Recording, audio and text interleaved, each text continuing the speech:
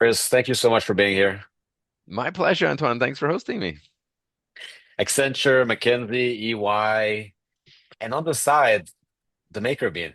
Can you can you tell me why you started the Maker Bean, how the idea came to your mind, and Mhm. why it's still going today? Is it a passion project? What is it?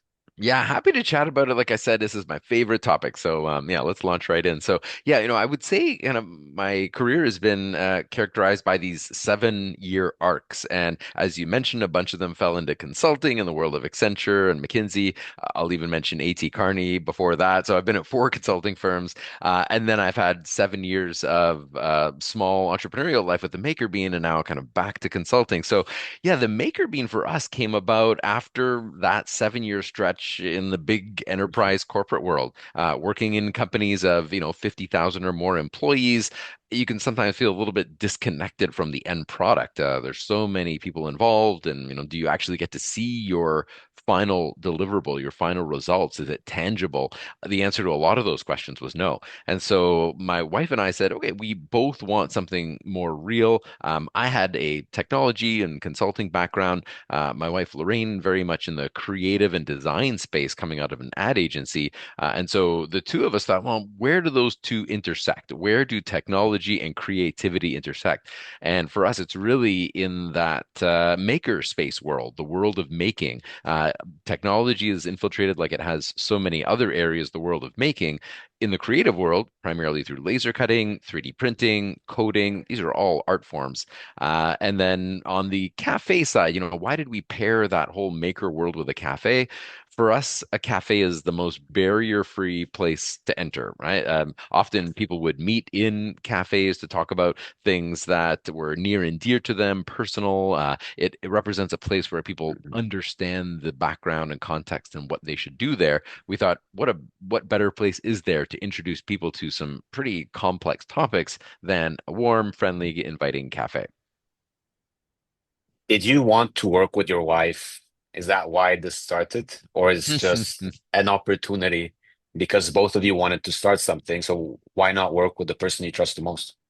100%. And I would say, there's two polar opposites to that. I think there are people out there that are very close in their personal lives, but if they try to go into business together, they really struggle. And then on the other end of the spectrum, I think where Lorraine and I are, we work really well together as well. And yeah, I think that we did it because we both were at that turning point in our careers where we wanted something more down to earth.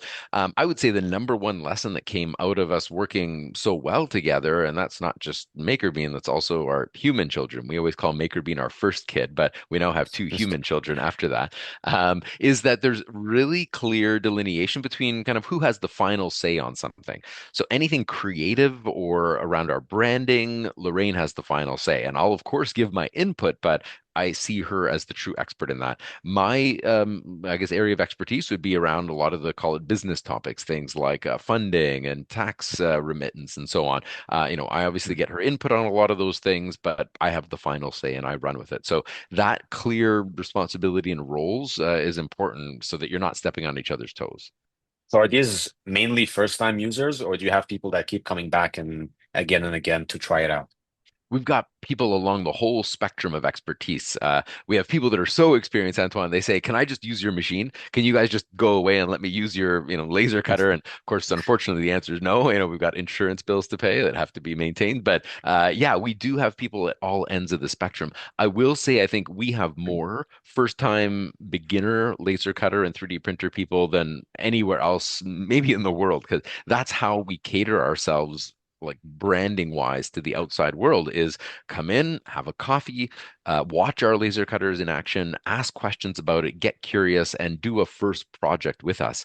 And I think this is maybe getting into kind of the marketing side of the Maker Bean. How do we have both that message, we're experts at teaching beginners, but also the message to large corporations that we can take on your 2,000 piece laser cutting order. We can take on your very advanced 3D printing prototype project.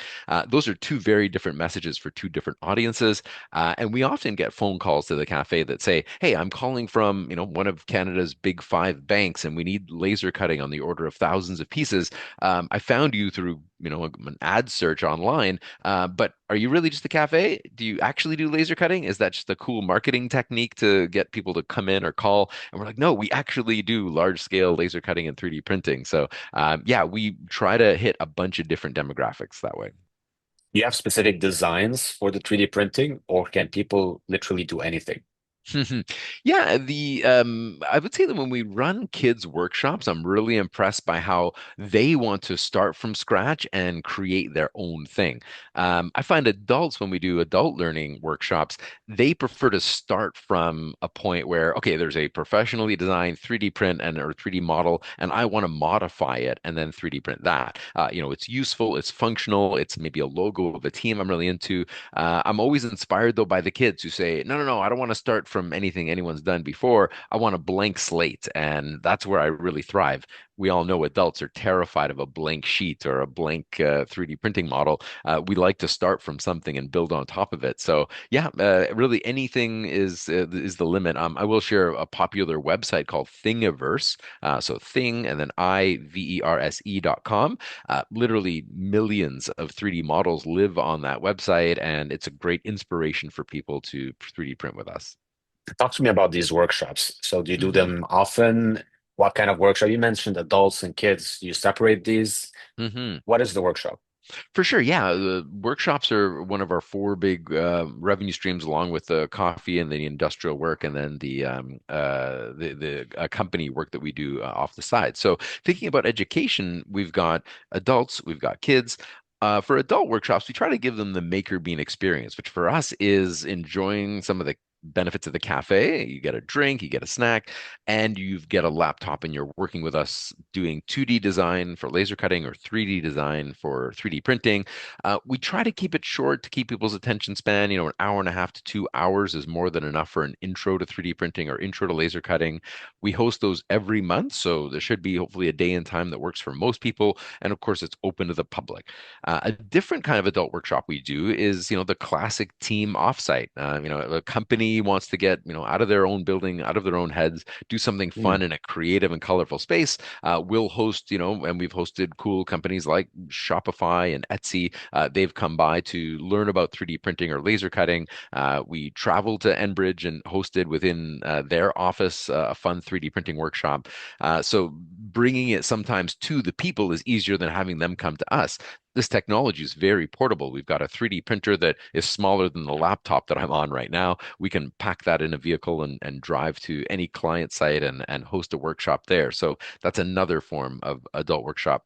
But the kids' camps, I mean, this is where things get really raucous and rambunctious and loud and crazy and fun. We host up to 20 kids, sometimes more in our makerspace, sometimes many more than that at schools. And it's all about the creative process. We start with what are you envisioning? And this is not a technology exercise. This is a big sheet of paper with some markers. Let's draw some crazy ideas of something that we can invent using a laser cutter or 3D printer. Then the technology comes out. Then they're on a laptop doing some designs, trying to create the thing that they've envisioned on the paper. We then 3D print it or laser cut it right on the spot. They try to assemble it. And my best memory for a lot of the kids' camps we've done is where at the end we have a bit of a Dragon's Den type of scenario where the kids have to pitch their idea to a panelist of adults saying, okay, so my idea was, for example, a refrigerator that has a front and a back door. The front door is inside the restaurant for them to use the food, but the back door is for people that are, with food insecurity and they can open it and take some food that would have otherwise gone in the trash. And they can sell that idea. It's really building these entrepreneurial skills within kids as quickly as possible. And man, they take to it like a fish to water. Hey, you answered so many of my questions here. I gotta ask you this, Chris. What's the typical reaction when people see it in action for the first time? Is it like an aha moment? Oh, that was so quick, that was so fast, I didn't know. Or did people Mm, see videos and they just want to see it live? So, what kind of mm. reactions do you get to this? Like unequivocally, the number one reaction is I've heard so much about this, but I've never seen it live, and this is amazing. Mm, And there was a reason we took our 3D printer and put it right in the front window of the Maker Bean at Dufferin and Bloor here in Toronto. We wanted people to walk by and in the window see this kind of weird machine spitting out cornstarch-based plastic into some weird shape, and say, "Man, I got to go in there." And when they walk in and they see the machine, they're like, "Oh, well, this is technology I'm not familiar with. Do I feel comfortable?" They smell the coffee, they smell the food, they see the menu. They're like, "Oh, it's a cafe. Okay, now I know what I'm doing here. I can go over and get a drink and then come back to the machine and watch some more." Our staff are there to answer questions and get them intrigued. But yeah, it really starts with that first visual that says, "This is a 3D printer, right? I've seen this online. I've seen mm, videos of this. I want to talk to someone about it." The laser cutter is further into the cafe, but still accessible to anyone walking by. And then actually seeing a piece of wood or cork or slate or acrylic being cut or etched, even glasses, like we'll etch our own logos onto the glasses that we use. People's imagination then starts to go and they say, "Oh, mm, I've got a 20th anniversary for my uncle coming up. I'd love to engrave their name into a champagne bottle. Can I do that with you?" 100%. And we make it happen on the spot. One thing I'll say that separates the Maker Bean in terms of those kind of things for individuals is that if you wanted to laser engrave something with a large laser engraving company, they often have big minimums that you got to cut. Right? Oh, sure, you want to do mm, 100 champagne bottles for your wedding, we'll do that. But you want to do one champagne bottle as a gift? No, that's not something we do. The mm, Maker Bean, on the other hand, that's exactly what we do. We will do kind of single order items, which I think is new in this world. It's always been a minimum order kind of world. mm, We want to erase that barrier. mm. Chris, you've been in the consulting game for a while. How much of your skill set is transferable for this company that you're building, and how much did you have to learn along the way? 100% of what I've learned is applicable. I think that there's learnings to be had across the board. And one quick anecdote was when I came back to the world of consulting after 6+ years at the Maker Bean. I maybe mistakenly tried to downplay my experience with the Maker Bean, thinking, "Oh, this big consulting company, they're not going to be interested in my small like maker cafe that I created. Let me focus on what came before that, more consulting and the work that I did then." The opposite was true, Antoine. All they wanted to talk about was the Maker Bean. How did you get your clients? Like, how do you win projects when there are much bigger companies out there trying to win them from you?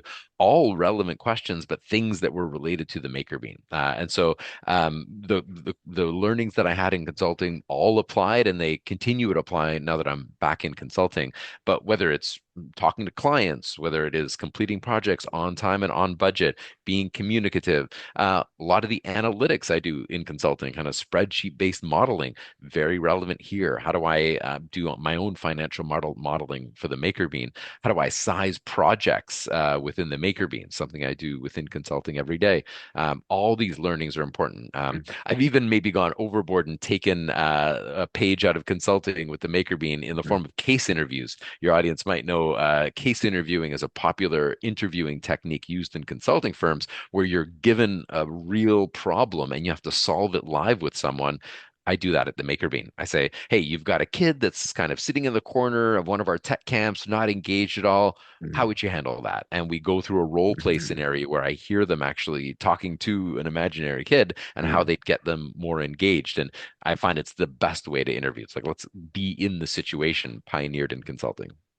That's awesome. And I really like the fact that you have these corporate events. I mean, it's a lot more interesting than Pizza Day, right? 100%. You want to get your employees engaged, do it by teaching them something, helping them learn something that isn't directly related to their work. Like, kind of, if you're an accountant and you send people off to a more advanced accounting course, sure, it's good. But do something that helps them learn something and grow outside the boundaries of your own organization. Yeah, the response has never been anything but this is the best experience we've had as a company. Is this the first company you built?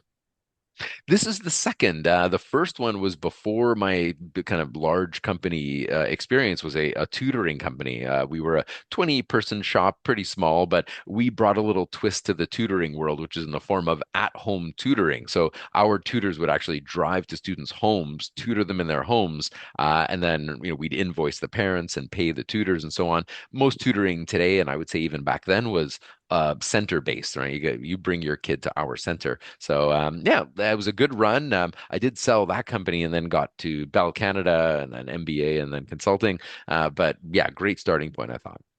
After so many years, if you have to remember the most challenging part, what was it? It was really about when is the right time to make a switch career-wise. One expression that I love and I live by is that good is the enemy of great. If things are good, that can be good, but it can also be a kind of golden handcuff where you say, I'm afraid to make a jump because things are good. Someone might challenge you and say, "Are they great?" And you'd say, "No, they're not great." "Well, why don't you make them great?" "Oh, but there's a chance then it might get worse than good, so maybe I'll just stay with good." Taking that chance and that risk, Mhm. it's hard to know when is the right time, and it's not just in the work world, right? I mean, talk about relationships, right? When is the right time to, be serious with someone, to marry someone, to have kids? There's all these big milestones in life. So for me, it's always been when is the right time to do X, and in a career context, it's should I stay with consulting another 2 or 3 years, maybe make it to the next, 10-year level within the organization? Or is this the time to leave and start from scratch with a tiny little company again and build that? So yeah, there was a few moments where I really had to do some soul searching, talk to Lorraine, my wife, and other friends and family and get their input. But at the end of the day, I'm the one that's got to make that call. That's always been the toughest thing for me to just figure out. Since you mentioned milestones, what's the next big milestone for the Maker Beam? Great one. If there's anything that I think about or keeps me awake at night with a Maker Bean, it's how much amazing content we have from an education perspective that so Mm. few people see. We create, I gotta say, if you're on our Instagram, the Maker Bean, so at the Maker Bean, uh, you'll see the coolest projects there. We've got like a bumblebee that rattles around on the table. We've got like a merry-go-round. We've got a popcorn machine, and kind of 20 kids at a time see these activities. I would love to expand that. And so I think partnerships with places where you'll find kids, whether it's schools, community centers, daycares, uh, we would like to go into those spaces and lead some of these activities. That's a pretty low risk proposition. Like we don't have to rent a new commercial space, et cetera, but we get access to kids that are interested in learning about this stuff. I think it's, yeah, taking the IP we're creating and getting it out to a wider audience is kind of for us the next big milestone. Chris, thank you so much for taking the time. That was really super interesting. And if I'm ever in Toronto, I'll definitely visit it. I can't wait to share an espresso with you, Antoine. That'll be my pleasure. Thanks, Chris.